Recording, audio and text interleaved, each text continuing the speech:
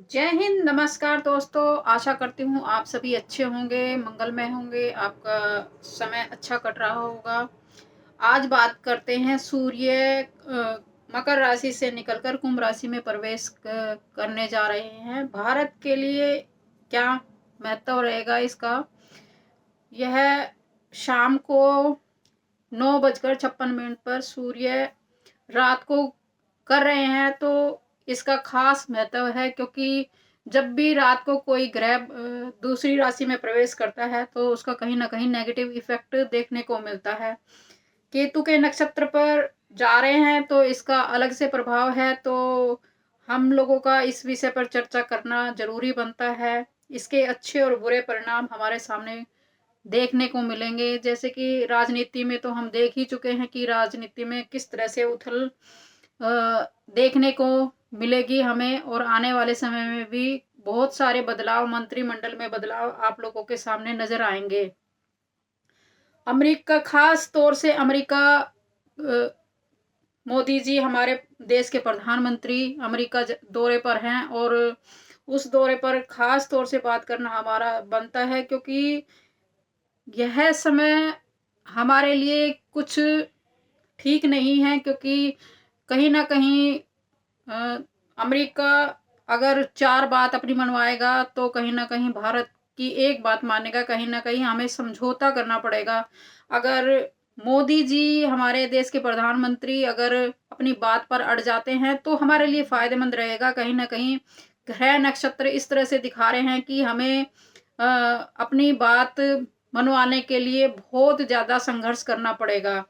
तो इस तरह से हम अन्य जगह पे भी हम देख सकते हैं कि मंत्रिमंडल में भी बदलाव आने वाले समय पर पूरे 1 महीने में हम देखेंगे कि कुछ न कुछ उथल पुथल हमारे सामने नजर आएंगी। और भी बहुत सारे मुद्दे हैं, अगर जैसे कि किसानों का मुद्दा है, एक उभर के आ सकता है।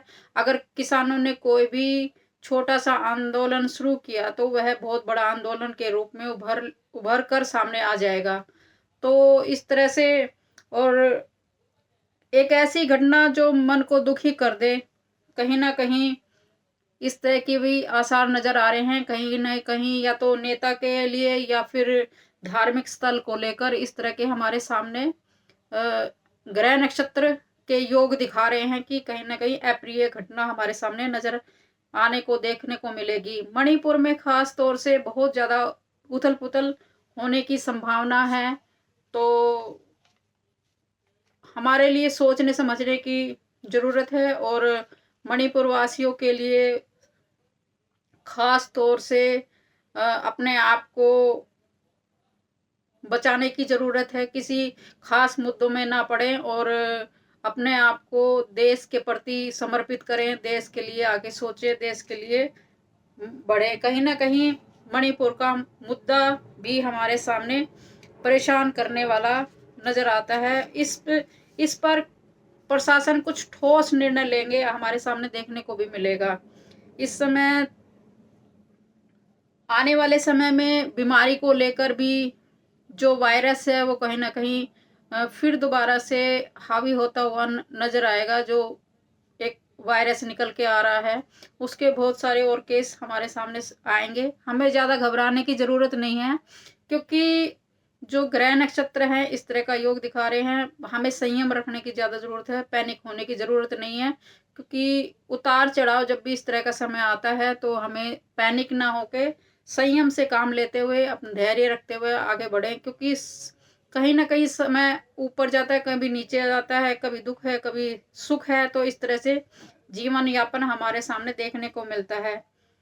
कहीं ना कहीं जो दिशा है वो नॉर्थ ईस्ट और साउथ ईस्ट जो दिशा है वो हमारे सामने कुछ न कुछ अप्रिय घटना की है। वो उसमें कहीं ना कहीं हमें देखने को मिल सकती है इन डायरेक्शन में।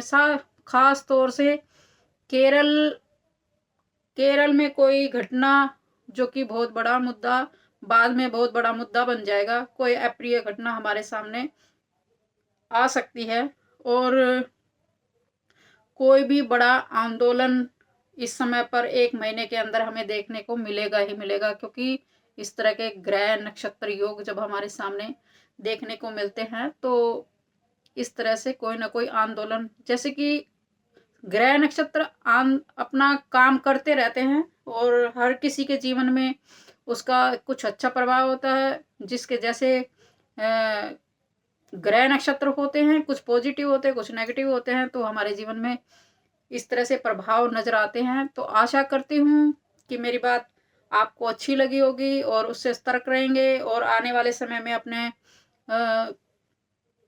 जीवन को किस तरह से खुशमय कर सकते हैं, उस पे आगे बढ़ें और आप जीवन में हमेशा ही खुश रहें, आशा करती हूँ। जय हिंद, जय भारत।